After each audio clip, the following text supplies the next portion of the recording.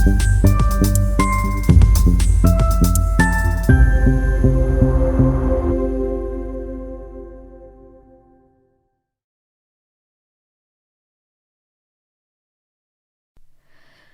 welcome to the first ever podcast of Annonnymowse, my channel. If you guys are familiar with my YouTube channel, again, Annonnymowse, welcome back. And yeah, I am back. And if this is the first time tuning into the podcast, welcome. And if you haven't seen my channel before, basically I run a channel for mostly ex-Jehovah's Witnesses or people who are thinking about being an ex-Jehovah's Witness, or people who've had some sort of entanglement or experience with Jehovah's Witnesses. Perhaps your family were, perhaps you went to meetings when you were a kid, perhaps you went to school with a Jehovah's Witness, or you're working with one, or maybe you're even dating one, or maybe you're even married to one. So this channel is for you primarily, but it's also, of course, for anybody who has gone through a similar situation with any organization, for example, Mormons, our spiritual cousins, or Scientologists, or if you're in any situation at all in your life where you feel that it's overwhelming, you feel that it's all-consuming and controlling, and worst of all, you feel that for whatever reason, you just can't leave. So maybe stuff in this channel will also be relatable to you. So if you're coming back to my channel, welcome back. And it's been around 5 or 6 years since I made the last video, which is a really long time. I put an email on my channel and I said that if people want to email me, they can. And it's amazing because I've had about 1 email a week on average in the last 6 years, which is a lot from people. When I first launched the channel, I seriously was surprised if anyone would watch or listen to any of my videos, especially as my first ever video was literally just a blank screen. If you know anything about being an ex-Jehovah's Witness, you probably know why that is.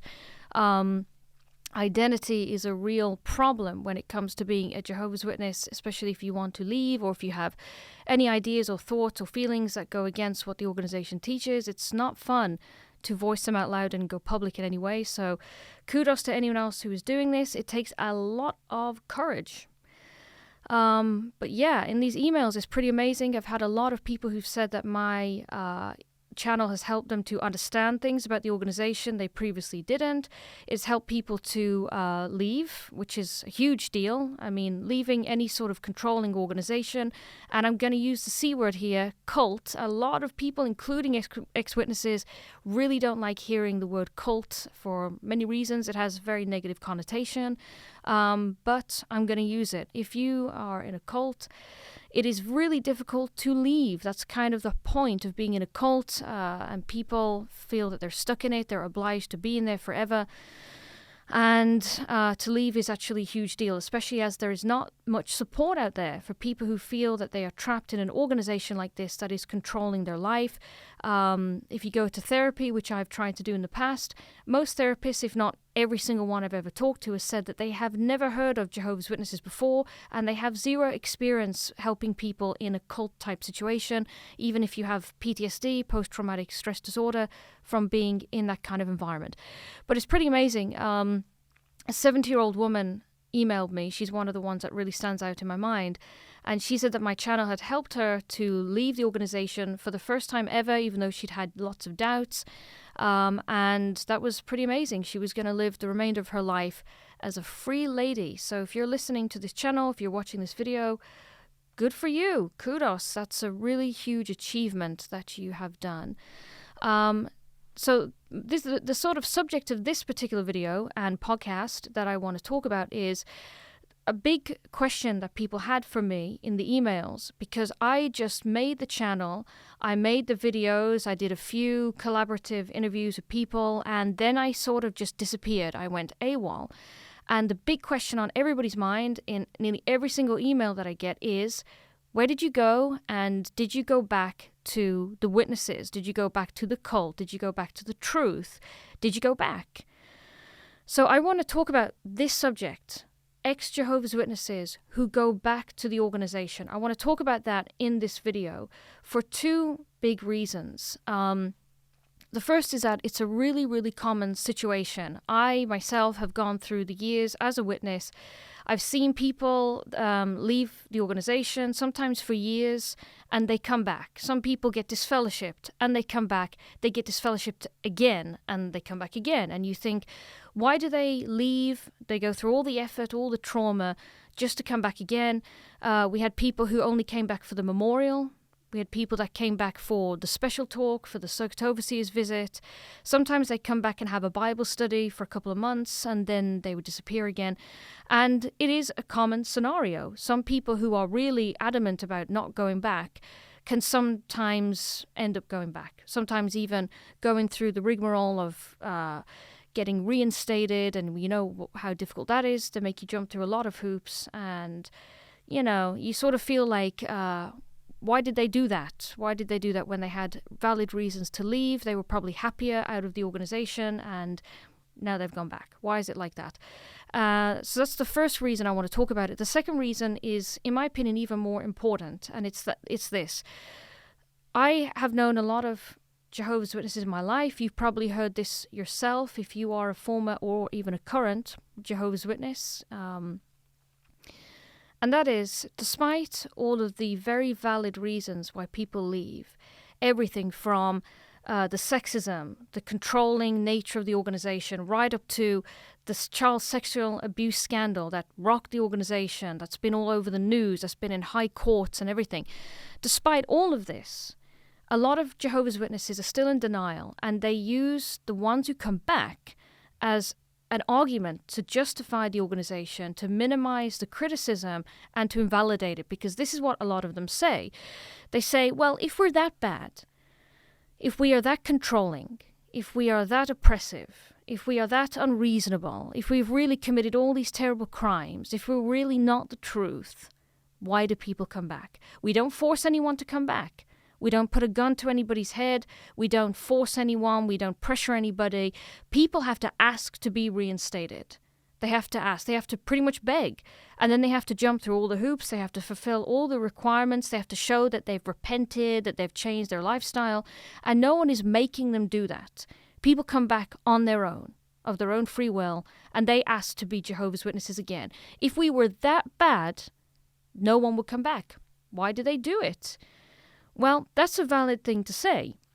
It's a valid point to bring up. And it's very interesting because a lot of people who leave the witnesses, who've been abused, who've been through hell and back, they've been disfellowshipped for completely silly one-off things, or they've just simply been accused of something they never did by one or, two or more witnesses, and then they've been disfellowshipped.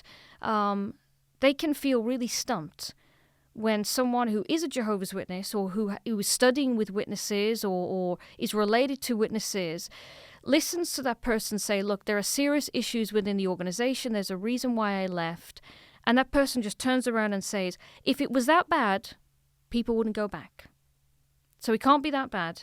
You're probably just sensitive, you're probably just bitter, you've probably just got a chip on the shoulder, maybe you experienced these things and it was a one-off, maybe it was just the elders in your congregation, but everybody else, maybe it doesn't bother them that much. Maybe you're the one with the problem.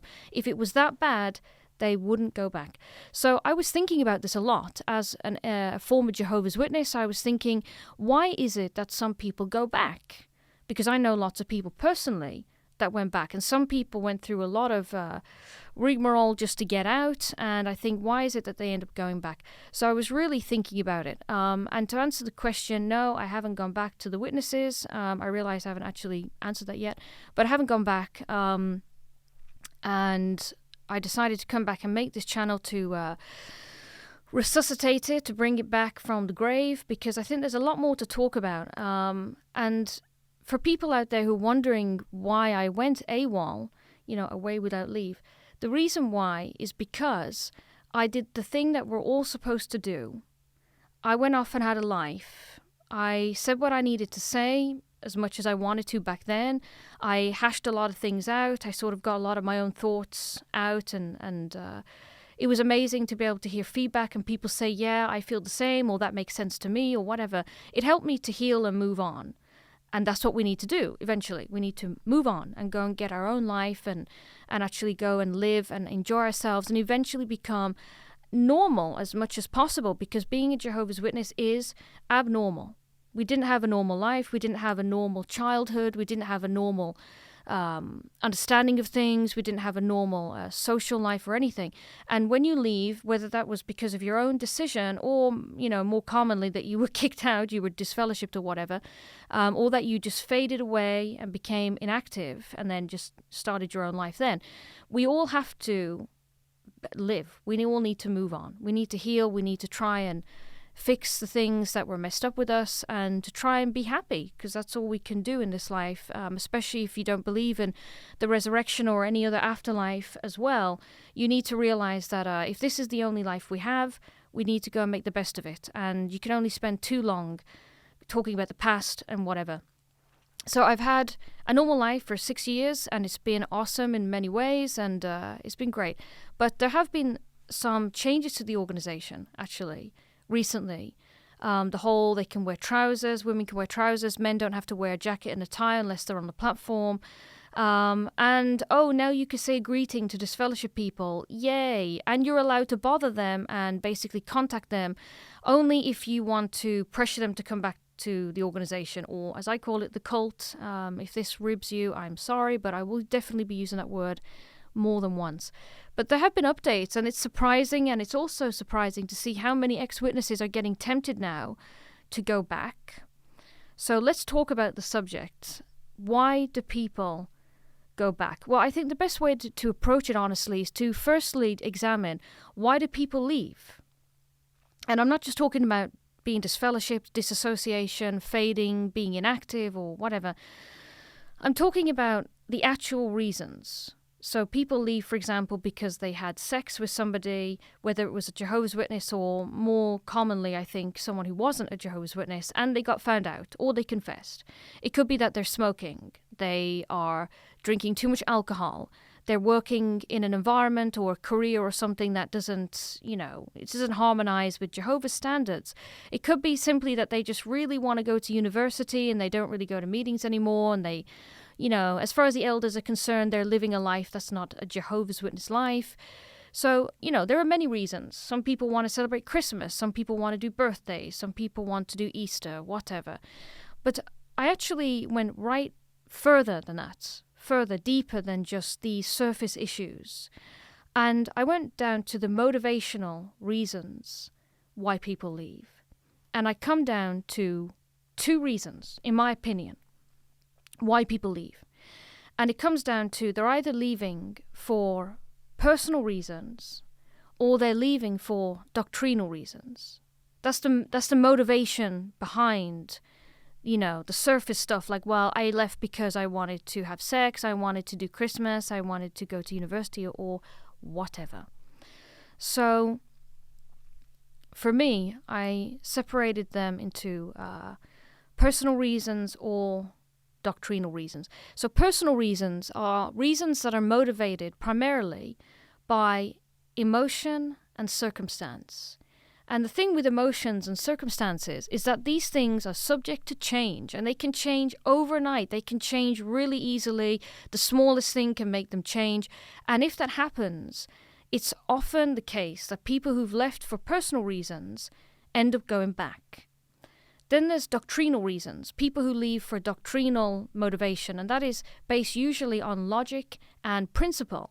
Now that's a little different because no matter what goes on in your life, no matter how you feel about certain things, generally your logic doesn't change. You look at a situation and you assess, is this real or not? Is this true or not? Does this even make sense or not? Do the facts back it up or not? And if the answer is no, it's really hard to convince yourself to go back to something that you know is a lie. And if it's based on your principles, that is your morals and values, if something conflicts with that, it's really hard to just suddenly change your mind and to go back anyway, and that's something that really bothers you just magically doesn't bother you anymore. So I find that people that leave for doctrinal reasons are really unlikely to go back, and it's because they disagree with the fundamental core values, emotions, claims, or laws within Jehovah's Witness organization. And it's really about logic and principle and facts over feelings, emotion, and circumstances. So they don't really feel tempted to go back to something that they know is wrong. So, for example, an example of leaving for a doctrinal reason would be Jehovah's Witnesses have claimed forever, pretty much, that they have the truth. So that's a common phrase that we hear as a Jehovah's Witness.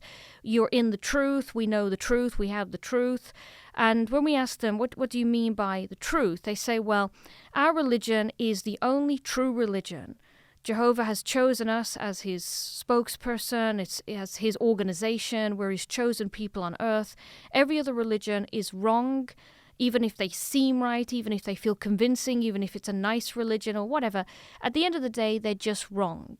There's only one true religion, and that's us. And one way to identify whether we're a true religion or not is by our fruit, which means our works, our physical sort of proof of how we act, how the organization is run compared to other religions. And one of the biggest things that they used to discredit a religion, the Catholics, was the child sexual abuse scandal of the 90s. And they said, well, it's all come out now. The Catholics have been accused of child sexual abuse, and they cannot possibly be chosen by God as the ultimate true religion, regardless of their claims that the Pope is the spokesperson of God and all the rest of it. Sorry, but Jehovah would never support or choose a religion that was harboring sexual abusers of kids and women and just covering it up and moving them around. Sorry, but no matter what the Catholics claim, they can't now convince people that they are the true religion. And that sounded, you can't argue with that. But decades later, it now comes out that the Jehovah's Witnesses were doing the exact same thing at the same time. And, decades later, it's now coming out in court, and people who are now leaving for doctrinal reasons over the emotion, because there's always emotion involved with something like that. Of course, you're going to feel disgusted, you're going to feel the injustice, you're going to feel really disappointed in the organization and shocked and, all these negative feelings. But at the end of the day, you can't get over the principle, the doctrinal reason that if we discredited the Catholics and said that they don't have the truth, they can't be a chosen religion, then neither can we as Jehovah's Witnesses. If we're doing the same thing, how can we also claim, well, we still have the truth and we're still the true religion? So unfortunately for the witnesses, the child sexual abuse scandal has sort of shattered the image of we have the truth, and it's blown the organization apart in a lot of ways and given people a really great reason to leave. So for personal and doctrinal reasons then, on the surface, ironically, two different people who leave, one for personal reasons, one for doctrinal reasons. On the surface, it can feel to the rest of the congregation that they left for the same reason, but it's the motivation behind it that really counts. So I'm going to give an example of this. If you can keep up with this, this is great. So here's an example. You have Jehovah's Witness number 1 and Jehovah's Witness number 2, and they're both in the same congregation. They're both single, and one of them ends up leaving for personal reasons, and one ends up leaving for doctrinal reasons. And then you can guess which one is likely to go back. So, for example, Jehovah's Witness number 1. They're single for a long time. It's the typical situation of there's a huge imbalance generally within the organization. There are far more women than men. So if you're a woman and you're a Jehovah's Witness or you're a former witness, yep, you know the struggle. Most of the guys are either married or they are unsuitable because they're too young, they're too old, they don't have a good standing in the truth, they're not baptized yet. They may be divorced, maybe they did stuff in the world, maybe they were disfellowshipped and reinstated. But generally, there's only a very small pool to choose from if you're a Jehovah's Witness woman. If you're a Jehovah's Witness guy, oops, the table has flipped. You basically get a wider pool to choose from. So let's say that Jehovah's Witness number 1 is a sister, is a woman, and she's sick of being single. She's gone to assemblies, she's gone to meetings all over the country, she's even gone to congregations abroad, and she's looking for the one and she can't find him. So one day she's at work and she falls in love, and this is a common situation, with a worldly guy. So worldly to Jehovah's Witnesses is quite a derogatory term that basically describes people who are just not Jehovah's Witnesses. So if you're not a Jehovah's Witness, you will be described generally as worldly. So this Jehovah's Witness woman breaks all the rules and she falls in love with a worldly guy at her place of work. So she has the feelings. For her, it's about feelings and her circumstances. Her circumstances are that she's single and it's unlikely she's going to find anyone, and she's getting desperate. She definitely doesn't want to be a AAA, which in my congregation meant available after Armageddon, which is pretty depressing. And her emotions are at stake here because she's falling for someone. She thinks he's really special. She thinks that he's really hot, and he understands her. He's interested in her. He's the only guy that's ever been like that for her, blah, blah, blah. But she's also got other emotions involved, which is she feels guilty. She feels horribly scared. She feels paranoid. If anyone finds out, she will be hugely punished for that. She might be disfellowshipped. And then there's the conflicting feelings of, I feel excited, I feel happy, I have something to live for, someone is giving me attention, I'm having the best sex of my life, maybe the only sex of my life. And it's really, really complicated to be in that situation. So in the end, she leaves the Witnesses for good. She tries leading a double life, but it doesn't work. Either she's found out by somebody, which is often the case, or maybe she confesses, or maybe she just disappears. She fades and she's like, I can't, straddle two lives, And I was going to make a really bad joke then about straddling, but never mind. But she decides to leave the organization. So she's left for a guy, basically, which is a really common scenario. But because her leaving reasons are really about personal reasons, so that's about her personal situation at the time, her emotions and circumstance, the truth is she may not really disagree with the teaching of Jehovah's Witnesses that Jehovah's Witnesses should only date other Jehovah's Witnesses and they should only date to marry, and you shouldn't be involved with the world and you shouldn't go out and get, in a relationship with them. And she's been raised on stories of people like Dinah, King Solomon and others who basically dated non-believers or married non-believers. And of course it had a very unhappy ending for these people. And the moral of the story is you should only be romantically involved with people who also worship Jehovah, which basically means people who are Jehovah's Witnesses. So if you're not doing that, then you should just remain single. And the advice from the governing body often is that if you're single and you can't find a spouse, or as they put it, a mate, which I find is really gross and a bit animalistic, to be honest. But if you cannot find someone, basically stay single, be a pioneer and just suck it up. Maybe in the new world you'll find somebody, but just stay single. It's better than going in the world and finding somebody. So maybe this Jehovah's Witness number one doesn't disagree with that. Maybe she agrees and she says, yeah, ideally, I would love to find a Jehovah's Witness man. I would love to find someone and just get married and do it all the right way. But, well, it's either that or nothing. So she ends up leaving, and even in her mind, she may say to herself, I'm doing the wrong thing. But it's better than being single. It's better than being on my own. I can't go back to that and blah, blah, blah. I love this guy and I can't just forget about him. He's really special to me. So for someone in that situation, they still agree and believe what Jehovah's Witnesses teach. And that's a problem because I've seen people in these sorts of situations. I've talked to ex-witnesses who've been in this situation. I've even talked to people who've dated witnesses or ex-witnesses and been in a situation where, because the witness involved, still believes the principles and the values of Jehovah's Witnesses, they do not really feel comfortable in this new relationship, even though they obviously want to be there and they really love this person. They have complexes. For example, they have a lot of guilt when it comes to the sex life. Maybe they, in the end, start to avoid sex, or they're weird after they've had sex with their worldly non-Jehovah's Witness partner, and the non-witness person is confused and hurt, and they think, why does my partner have such a complex about this? Why do they seem to have a lot of guilt about it? Maybe the witness person, in this case it would be Jehovah's Witness number one, maybe every time she sees something on the news that's quite scary, she immediately gets scared and thinks, here it is, Armageddon.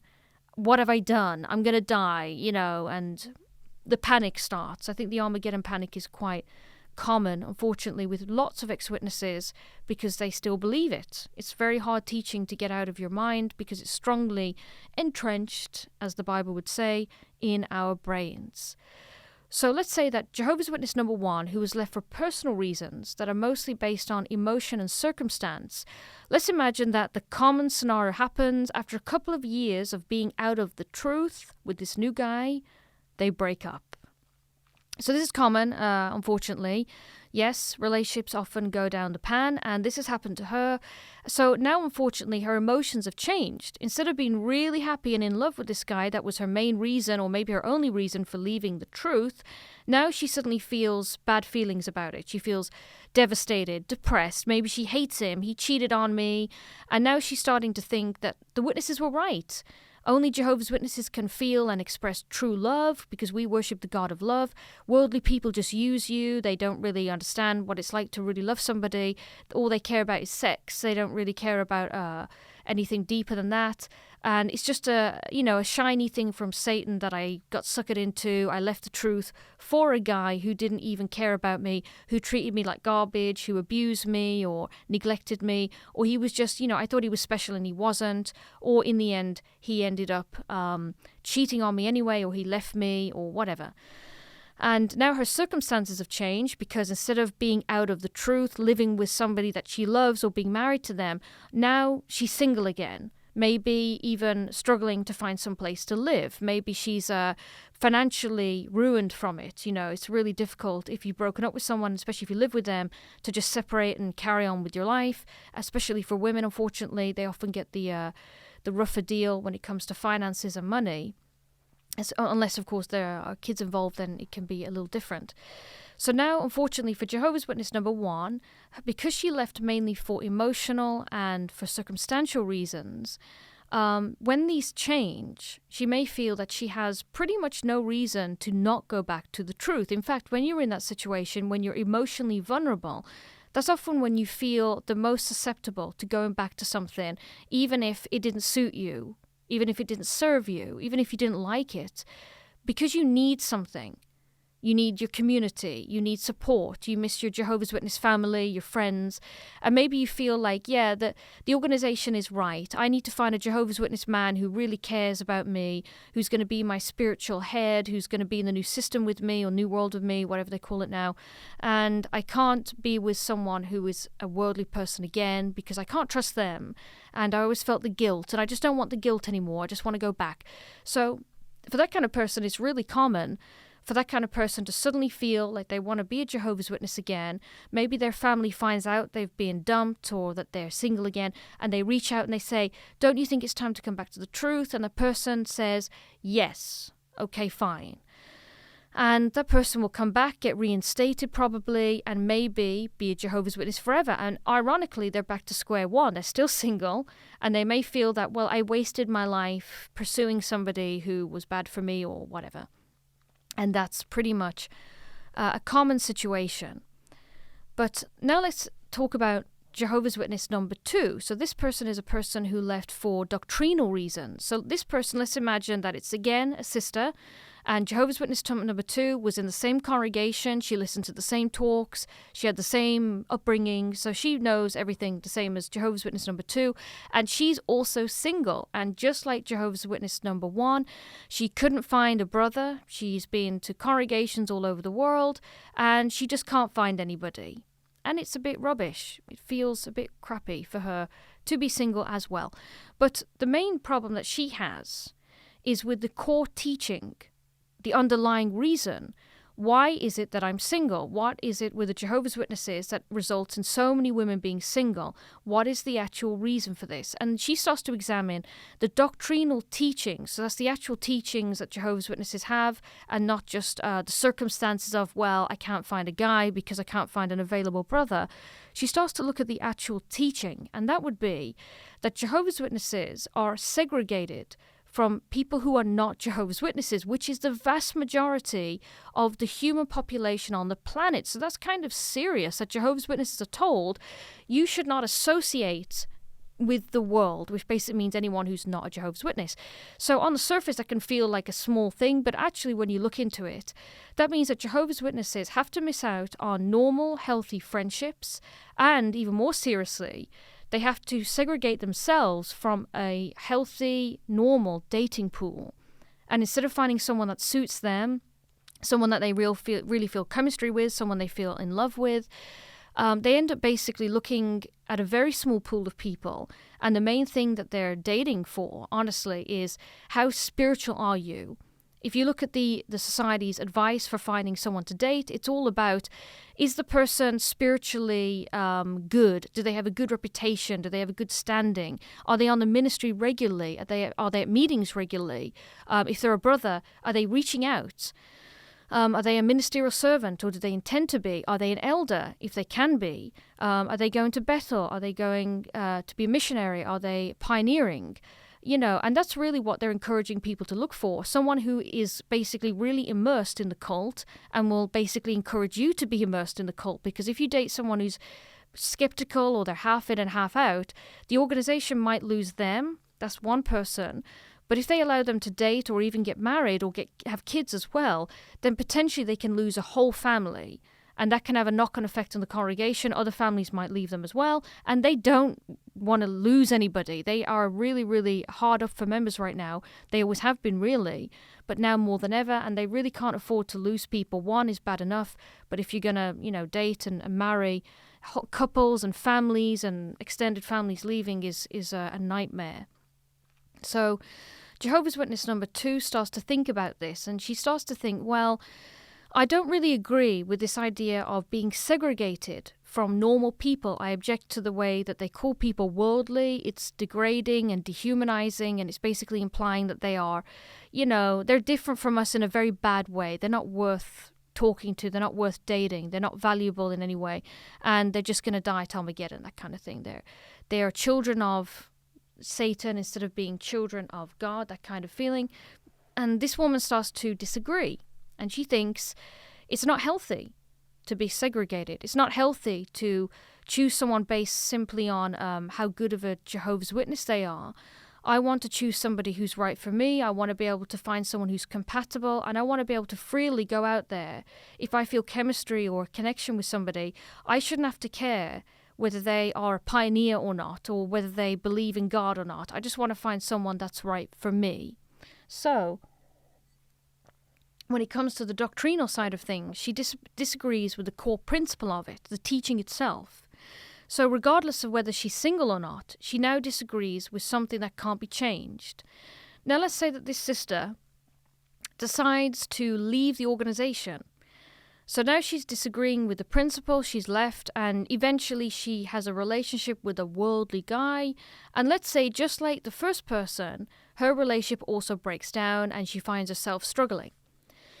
Let's say that her Jehovah's Witness family reach out to her and they say, hey, we heard that you split up with that guy, and as far as we're concerned, that's the reason why you left the truth, so maybe you should come back. Now you've got nothing keeping you out, you should just go back.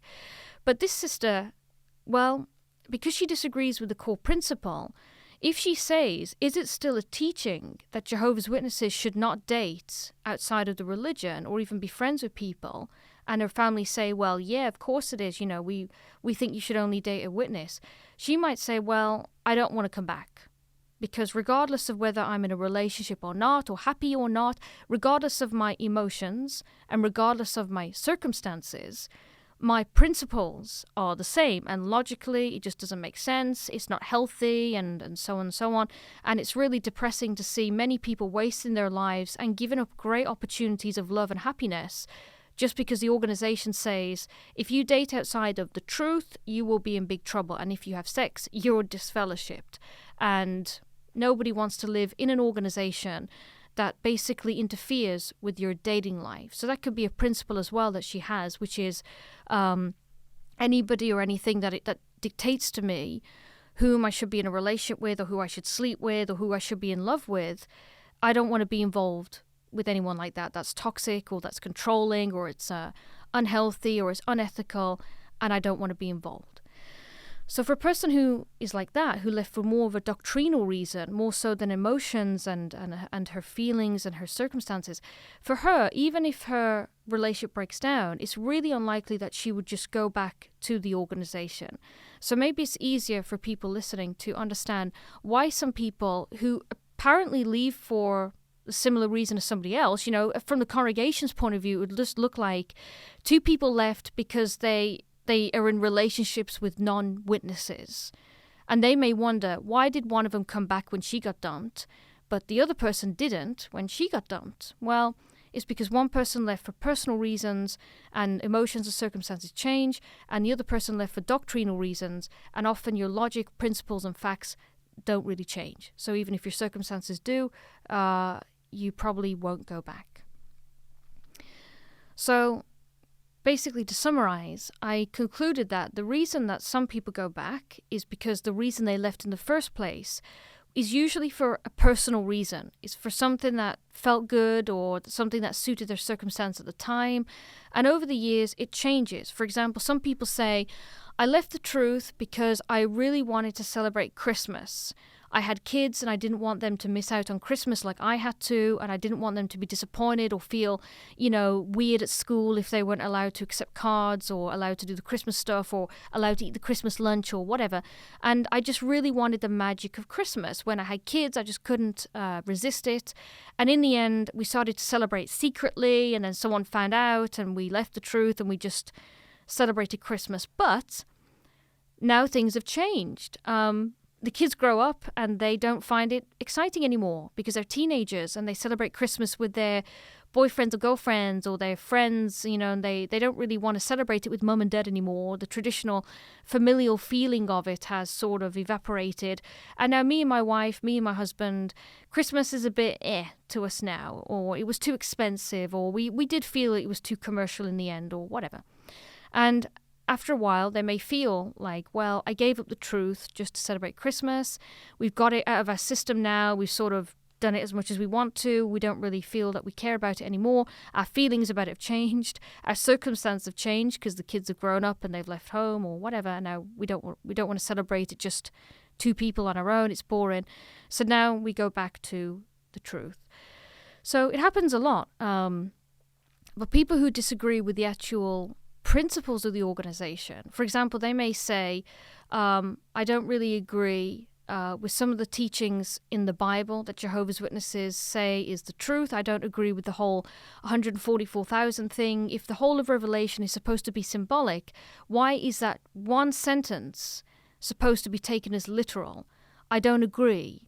And if that's wrong, then this can't be the truth, so I'm going to leave. So even if they leave and they go to another religion, or they're just atheist or agnostic or whatever, it's unlikely that they'll go back to something that they just know is wrong. And the way I can compare it is, ironically, I've never experienced this because I was raised as a Jehovah's Witness and I didn't celebrate Christmas.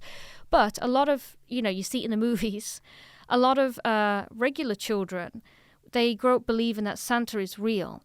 They believe it. And then one day, unfortunately, and if you're a kid who believes in Santa, turn off this podcast and go do something else. Okay, now you're gone. Yeah, sooner or later they find out that Santa isn't real, and it's devastating, and they cry, and, the magic is gone. And they often say, once you find out Santa's not real, you can't just go back to believing that he is because, you already know the magic is gone. It wasn't Santa, it was Dad in a costume, and he was a bit drunk and fell downstairs, and blah, blah, blah.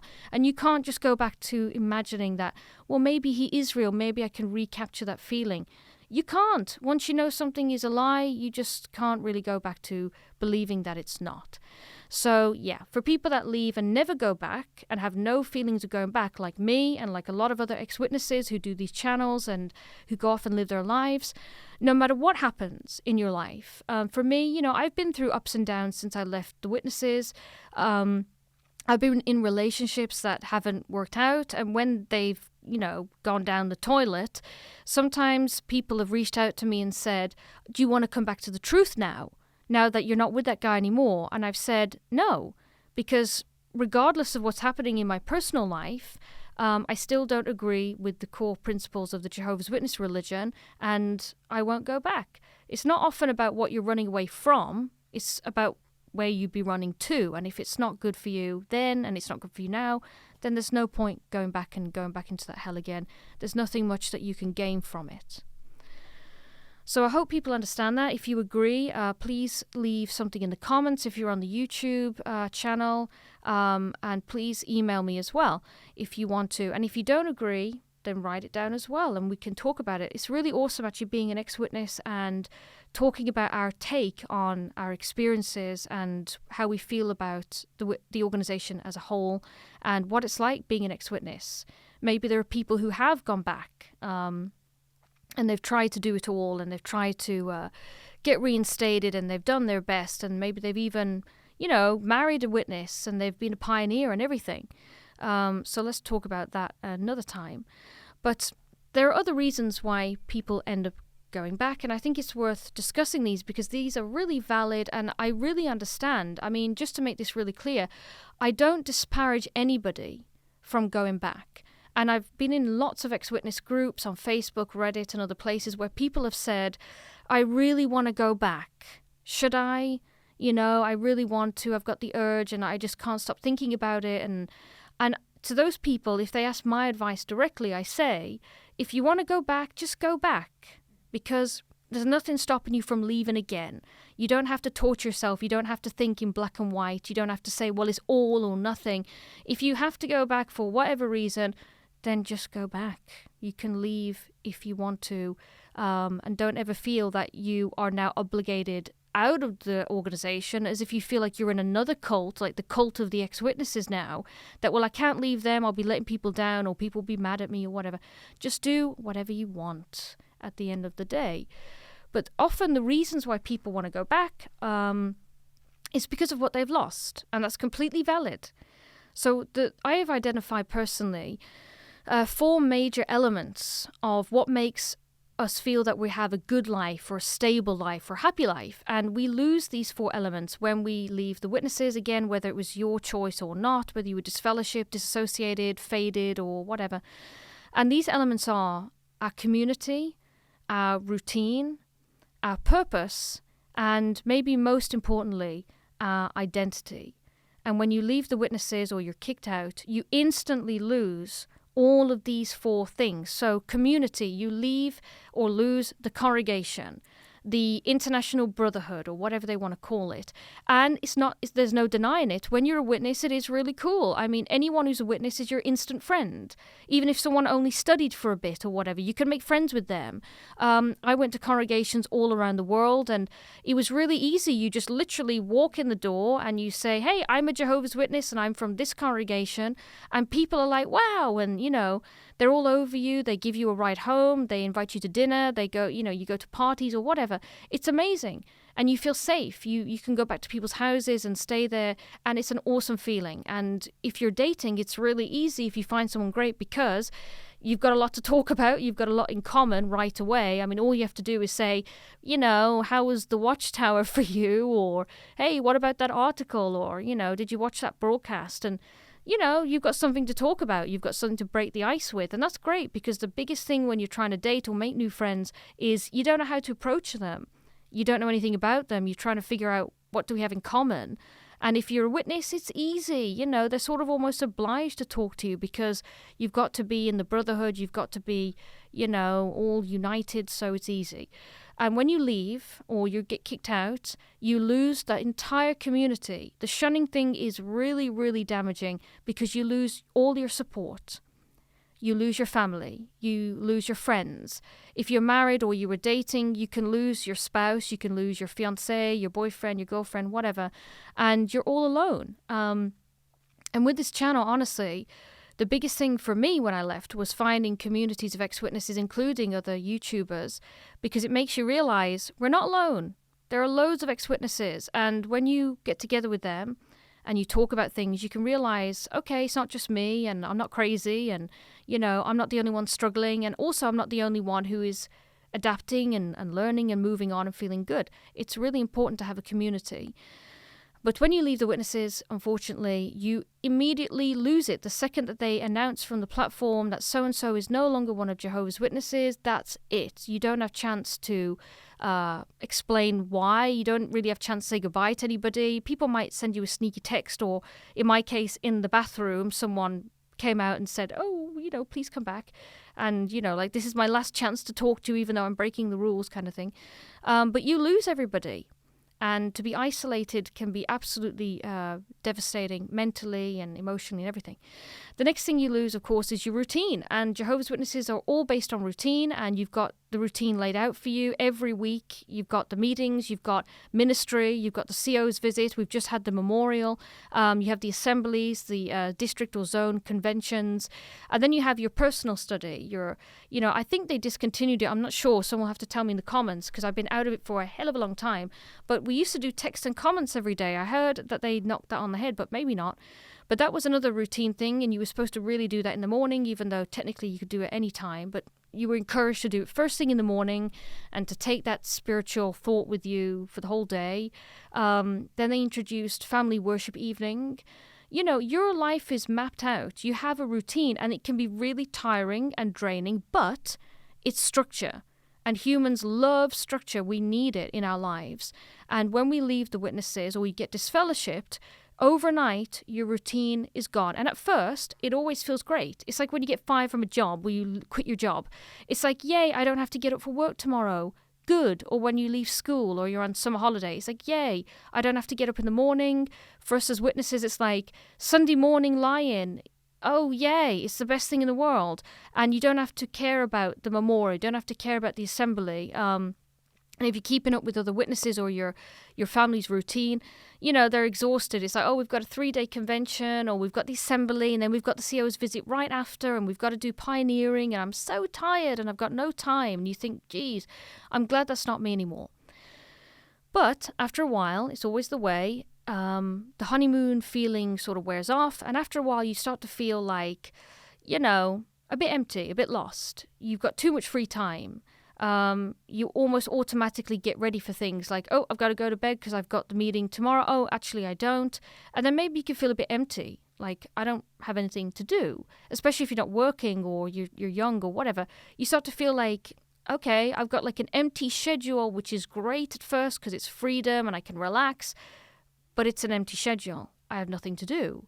And that can be really weird. It can feel like, I know a lot of people who say, I couldn't live without the meetings and the ministry because it's routine, it's structure, it gives me a life, something to do. And when you leave, it's like, I don't know what I would do with myself with all that free time because I'm not used to it. And I haven't been educated, or I don't have a career or something to fill it with. Like I don't really have a life outside of the truth. And it's really important when you leave the truth for whatever reason, you leave the organization, you need to start a routine. You need to build up a community. You need to have something to do, even if it's just a yoga class or another kind of exercise class, or you do another kind of hobby or something. You need to go and build up a routine. And trust me, over time, naturally, your life will fill up because that's life. And eventually we have a new routine that feels like that's the new normal. And the thought of going back to meetings and doing all that again is just like, oh God, I could not do it, honestly. We start to realize how much time we gave to the organization, which is a hell of a lot. The majority of our life was about the organization. And when you get used to a new routine, you start to feel like I could never go back to that again. The next thing is purpose. When we're witnesses, we feel that we have something to work towards. We have a purpose or a goal.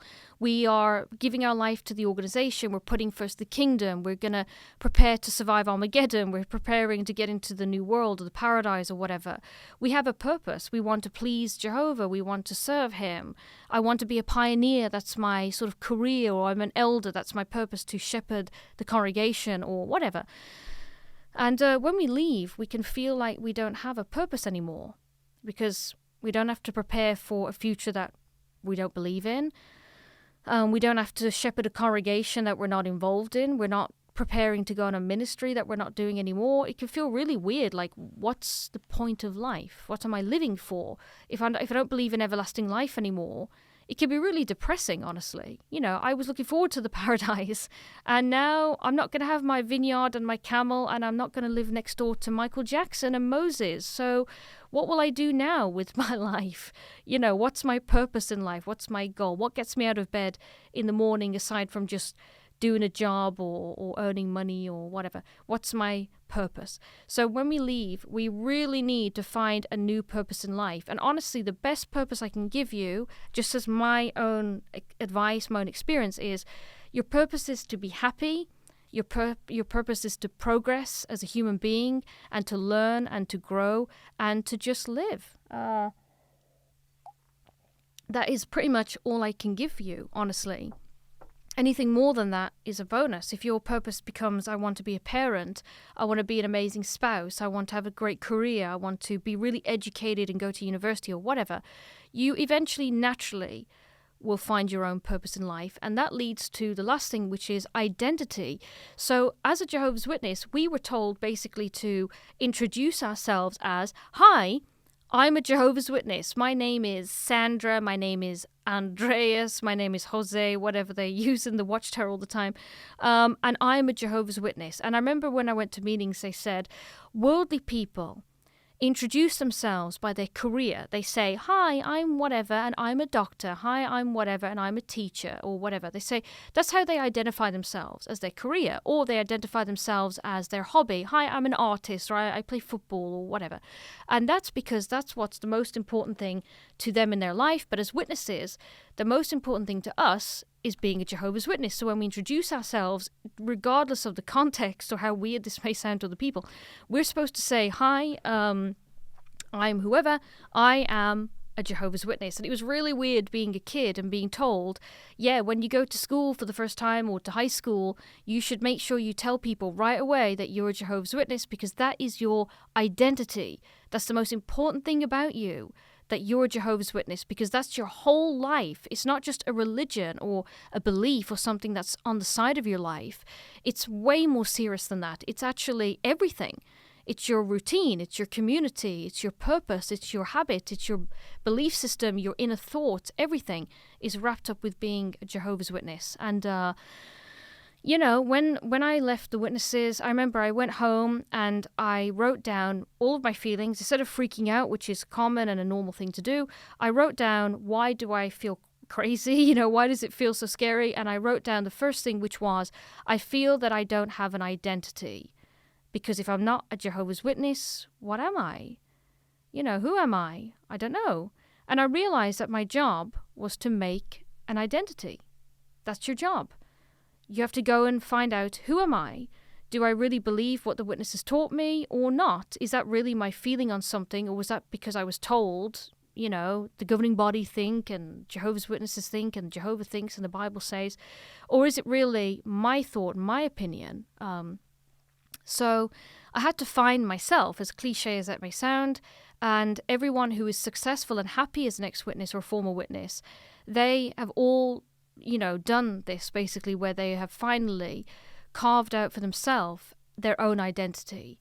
And if you're a former witness, or you're thinking about being a former witness, and you're listening to this and you're thinking, how can I be happy if I leave the organization or leave the truth? It's because you need to build up, when you leave, or even before you leave, preferably, your own community, your own routine, your own purpose, and your own identity that is separate from being a Jehovah's Witness. And the best way to illustrate this is, if you're in an all-consuming, controlling relationship, with a narcissistic person or an abusive person, your whole life is about them. They control everything. And you think for years, I can't leave. It's too much. I won't survive. They tell me that I won't be able to handle it. They tell me no one out there will love me the way they do. People out there just hate me, or they'll just use me, or whatever. Even if it's terrible out there, it will still be, it will still be better to be here, because, this is the only thing that's acceptable. And if you want to leave that kind of relationship that's controlling and all-consuming, and it takes up all your time, all your energy, all your thoughts, the idea is, hopefully, whether it's before you leave officially or after you leave, you need to build up your own community. Often when you're in a controlling relationship, all your friends are their friends. Everyone you know is connected with them. Maybe even your job is connected with them. The idea is make your own friends that are nothing to do with your partner. And in this case, make your own community that has nothing to do with the witnesses. The next thing is make your own routine. Go out there, get a hobby, get a job, get something, do something that's outside of this all-consuming relationship or this all-consuming religion. Something that's separate, not just, oh, well, I go to the meetings and I go to the get-togethers. No, do something outside of it, something that's separate. Do a sports class, do a course, go to a community thing, look on Facebook events and find out local stuff in your area and just go make friends, go and have a routine, go and do something regularly that's nothing to do with that. And it could be something like, I go for a run every morning. That's my new routine. Every afternoon I go to a cafe and I type and I have a coffee, and that's my routine. It's something that's separate from the meetings. It's something that's nothing to do with the Kingdom Hall. Basically, something you can keep when you get rid of being a Jehovah's Witness. And you need to get a new purpose in life. If you're in an all-consuming relationship, often your purpose is to take care of them. My husband needs me and he's narcissistic and abusive and controlling, but my life revolves around him. Without me, he would just fall to pieces. My life is about looking after him when he goes to work. It's about looking after him when he's eating and cooking and cleaning and everything. I have to do all of that. Well, you need to start finding a new purpose. Do something else. Set up your own business. Do a hobby. Help the community. Do something, anything that's nothing to do with that thing, or in this case, with the organization, and you need to find a new identity. You can't say, well, I'm so-and-so's girlfriend or boyfriend or so-and-so's husband or wife, and that's it, because the relationship is everything to me. Get a new identity. I am whatever. Your I am is really important, actually, and I'll talk about that in another video. So yeah, I totally understand why people go back, but honestly, if you're a person who's wavering and you're thinking, oh, I want to go back to the truth, and I want to go back to the organization, firstly, I want you to identify, why do you want to go back, really? When you left, was it because you disagreed with the doctrinal underlying teachings of the organization? If so, you'll still disagree with them because they're the same, they haven't changed. Or is it because you've disagreeing, or rather you left for a personal reason? Maybe you think, well, yeah, I left because I had feelings for somebody, or because I was just tired of the elders and I fell out with them, and the circumstances at the time were that the elders were mean to me, but actually that's changed. The elders have died because they're old, or because they've moved on, or ironically, this is something that really happened to me. One of the elders that disfellowshipped me, he ended up getting disfellowshipped himself. So that was a weird thing. And one of the other elders that disfellowshipped me, both of his sons, who were very big in the truth and he used to brag about them all the time, both of them got disfellowshipped. So that kind of humbled him a lot. 1 minute he was disfellowshipping me, next minute his sons got disfellowshipped, and I think he sort of took a back seat. In fact, he emigrated after that. So, From my perspective, I could think, well, 2 out of 3, in fact 4 elders that were involved in disfellowshipping me, believe it or not, are out of the picture and have been humbled or whatever. They won't give me any trouble anymore. And my, some people that I knew back in the congregation have even said to me, well, they're gone now and they've sort of eaten humble pie, so why don't you come back? Well, regardless of whether the elders were nice to me or not, and they really weren't, I disagree with the organization in itself. I don't think it's right that people should interfere with other people's private lives or relationships or beliefs or anything. That's your private life. And to have like a structure where you have essentially spiritual police who can get you into trouble and control you, I don't agree with that. So that was a doctrinal thing that I disagreed with. And the emotional and circumstantial thing to me doesn't really make any difference. If my emotions change, I'm still not going back. If the circumstances change, I'm still not going back. So I can understand why people go back, but ask yourself, did I leave for a personal reason or did I leave for a doctrinal reason? and ask yourself these questions. Do I miss the community? If so, that's totally valid. Of course, it's valuable. Your friends and family, they're not horrible people most of the time, let's be honest. They're still lovely people, and it's natural to miss them. That's what society are counting on when they shun you, that you will miss people so badly, as you absolutely should, that you will go crawling back. And that maybe you shouldn't do. Ask yourself, have you built up a new community outside of the witnesses? If not, do that before you think about going back. Have you built up your own routine? If you haven't, do that. Don't just say, well, I don't really do anything and my schedule is empty and I really miss the meetings because I feel like I don't have anything to do. Go and do something. Go and get a life. Go get a job. Go get a hobby. Go get something. Volunteer. Do something. Don't just do nothing and then think, I miss the routine so I want to go back. Of course. But maybe don't do that. Maybe try firstly to get a routine and give yourself time, because it's not easy leaving an organization like that. It's not easy leaving a cult, whether you want to accept that it's a cult or not. It is a cult, and it's easy to prove that. I will do that in another video. But it's not easy, so you really need to give yourself time. You need to find a purpose in life. Ask yourself, do I actually have a purpose? Or was I just sort of coasting along as a witness saying, oh, well, I can just be a pioneer or whatever. Is that what you were doing? If so, find a reason to live. There are lots of reasons to live, lots of reasons to get out of bed in the morning. Go and get one before you think about going back. And the last one is, have you built up an identity, or do you still think of yourself as a witness, or do you just say, oh, well, I am so-so, the ex-witness? Make an identity that is more than that is more than just the organization. Move on. In the same way that you wouldn't refer to yourself as, I'm so-and-so's ex-girlfriend or ex-boyfriend 20 years after you broke up with them. Like, have you not moved on? Go and get a life. Go and get a new identity. Go get a new life that you actually like to live. But, if you are doing all those things and you still feel, oh, I want to go back, then do that. No one will stop you. And always know that if you do go back, you can leave if you want to leave again.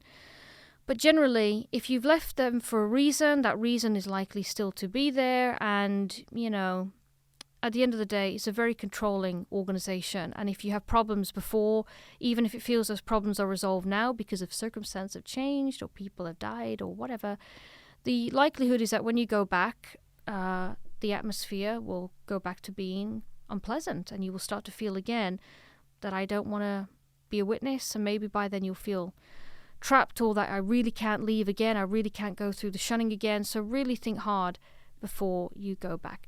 So anyway, I'm going to wrap up this video right now and this podcast. So thank you if you've been hanging on this long, because it's been an hour now, just over an hour. So well done, welcome back. And basically the conclusion of this video is that I totally understand why people were concerned that because I disappeared, they assumed that I would basically go back to the organization, because it's common. A lot of people leave and they are very adamant about not going back, and they end up going back. So I understand that people can say, yeah, she's disappeared, annonnymowse is gone, she went back to the truth, went back to the witnesses, whatever. But no, and I think it's really important, therefore, to sort of understand, why is it that some people go back, and why do some people like me never go back? I don't have any reason to do it. And it comes down to the reason why you left. Is it because you left for personal reasons? Then you'll probably go back, or at least really want to, sooner or later. Maybe you'll go back and leave and do it again and over again. Or maybe you do it one or two times or whatever. But if you left for doctrinal reasons like me, you're probably not going to go back. And of course, it's worth, understanding that a lot of people go back because they miss the community, the routine, the purpose, the identity. And if they haven't sufficiently built up one like that for themselves, it's really hard. Naturally, you feel that you miss what you left behind, even if it was terrible. And it's like leaving a terrible relationship. If you don't build up a life and you just sit on your bum and do nothing, you're probably going to miss what you had, even if it was horrible, because at least it was something, and then you feel tempted to go back, even though everyone might tell you, and yourself, it's a bad idea. So, yeah, if you're listening and that resonates with you, please feel free to put in a comment if you're on the YouTube channel. Like and follow, subscribe, blah, blah, blah. And please stay tuned because I will be bringing out more videos. I have a great podcast studio where I can do this from now, which is really convenient. And it's worth making an announcement. That's a trigger word for us, isn't it? We have an announcement at the end of this podcast. Everyone, please refrain from singing the song and saying the prayer because we have an announcement to make. Makes you prick up your ears. So basically, I'm writing a book. Hopefully that will be done this year and I will launch it on Amazon. I will put links and blah, blah, blah on this channel. And also I am launching coaching for people. So basically, when I went to therapy ages ago, they told me that they had no support for people in cults like me and they had no idea where to refer me. And basically they said, well, you just should do some yoga or something. We don't know. And I thought, oh, that's terrible. I mean, I can probably cope and I have coped and I've moved on. But being in the groups for ex-witnesses, Reddit, Facebook or wherever, a lot of people are not coping at all. And they're asking questions and I'm answering them often anonymously and I'm trying to help people and they say, oh, you're really helping. And I think, well, maybe being a therapist or in my case and being a coach would be really useful to help people individually. And in the emails, I'm getting lots of emails from people who are asking me so many questions, I can't answer them all. And they've all got their own personal circumstances and they say, my wife is still a witness, what should I do, blah, blah, blah. So I'm launching coaching. If you're interested, please email me at the email. I'll put it in the description in this video and in the chat. And yeah, hit me up and we'll arrange something. And I'm willing to help people, whether you're a witness currently, and discretion will be a big deal because I understand, I do. Discretion is a big deal. It always will be, unfortunately. Whether you're a former witness, whether you've just left or whether you've been out for many decades and you still feel affected by it, which is normal. It was a big part of our life and I think we'll all be affected by it forever, including me. Or if, for example, you're a person that has dated someone or you are dating somebody or maybe you're married to someone who's a witness or an ex-witness and you need help as well, because that's something in the chats I see a lot. Some people are like, hey guys, I'm not a witness, but my wife is or my husband is or was, and I need help because I don't understand why they act the way they act. So maybe it's like that for you, or maybe you just know someone who's a witness. Maybe you went to meetings when you were a kid and, things still affect you. But if that's you and you want assistance, you want advice, you want help, and you think that I can help you, email me and we'll set up a coaching. I can do it on Zoom, WhatsApp, Skype, if people still use that, or wherever we can do it and we can figure something out. So yeah, please keep an eye on the channel and on this podcast channel and more will be coming. Thanks and have a great day. See you guys. Goodbye.